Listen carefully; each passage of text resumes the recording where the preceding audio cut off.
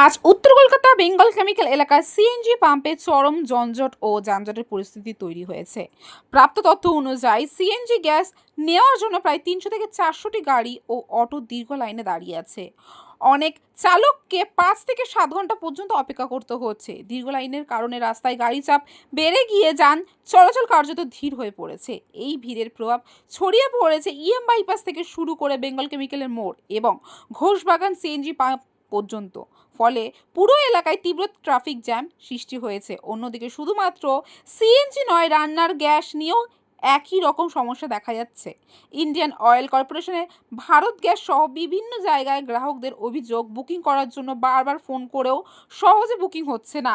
Booking হলেও delivery পেতে 4 থেকে 5 দিন থেকে কখনো বা 15 দিন পর্যন্ত সময় লাগছে।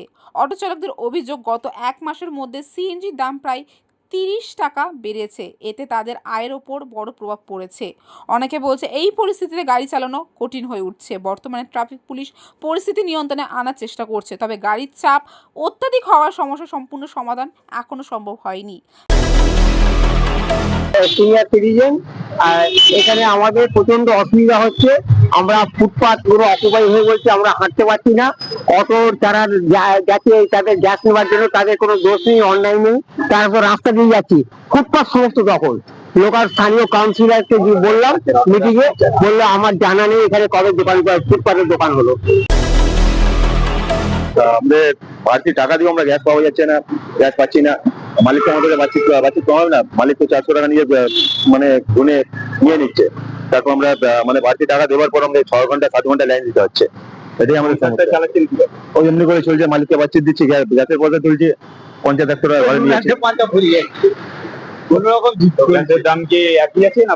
না, গ্যাসের দাম এটা কালকে আগামীকাল 13 টাকা বাড়লো, মানে মোট 30 টাকা, এক মাসে 30 টাকা, এক মাসে 30 টাকা বাড়লো। এখন গ্যাস কত যাচ্ছে? এখন 83 টাকা। তো আপনারা যে অটো লাইনে দাঁড়িয়েছেন, লাইনটা দিচ্ছেন কি বিষয় নিয়ে? গ্যাসের জন্য। গ্যাসের জন্য? হ্যাঁ। গ্যাস আপনারা অ্যাভেলেবল পাচ্ছেন না? কথা হচ্ছে দাদা, আমরা অ্যাভেলেবল পাচ্ছি না। ঠিক আছে, আমরা ওখানে লাইনে কমসে কম 2 ঘন্টা ধরে দাঁড়িয়ে আছি। প্রথম কথা তো এখানে গ্যাসের অ্যাভেলেবেল নেই। হঠাৎ করে গ্যাস ছিল প্রথমে 51 টাকা, 51 টাকা দিয়ে হঠাৎ মানে 17 টাকা বাড়ানো হয়ে গেছিল তখন। আর প্রথম কথা যে আবার ভাড়াও হচ্ছে না সেরকম আমাদের গ্যাসের সমস্যার জন্য। যদি ভাড়া না হয় স্যার, তাহলে আমরা কামাবো করে, আমাদের সংসার চলবে না কি করে? কালকে যেরকম হলো 71 টাকা হলো, তাও আমরা গরিব মানুষ ভাবি স্যার, আমরা যেরম করে চালিয়ে গুলি চলাই গ্যাসের সমস্যার জন্য। তারপর দেখছি আজকে সকালে, মানে পরশু দিন কালকে রাত্রির বেলা 71 টাকা ছিল, আজকে সকালে আবার 11 টাকা না 12 টাকা বেড়ে গেছে। মানে গ্যাস দিনের পর দিন লাফিয়ে লাফিয়ে দাম বেড়ে যাচ্ছে, তাতে সংসার চালাতে আপনাদের অসুবিধা হচ্ছে। অসুবিধা হচ্ছে স্যার, কি করে? এই যে আপনারা গ্যাসের যে ভাড়া দাম বেড়েছে, তাতে কি ভাড়া বাড়িয়েছেন? কেন কি করে গ্যাসের করে বাড়াবো? ইনকাম কোথায় ভাড়া বাড়াবো? রাস্তায় তো প্যাসেঞ্জার নেই প্রথম কথা, আর দ্বিতীয় কথা 2 টাকা যদি প্যাসেঞ্জার চাই ঝগড়া হয়ে যায়। কম হয় তবে তো আমরা সেরকম ভাবে চলবে, আমাদের সংসার চলবে স্যার। তো গ্যাস দিচ্ছে? গ্যাস তো এখন মোটামুটি 2 ঘন্টা পর এতটা দিয়ে এসছি, এখান দিয়ে এখনো কমসে কম 2 থেকে 2.5 ঘন্টা আরো লাগবে। বেঙ্গল কেমিক্যাল থেকে ক্যামেরায় অশোক পাইকের সাথে আমি রিঙ্কি, নিউজ কলকাতা 24।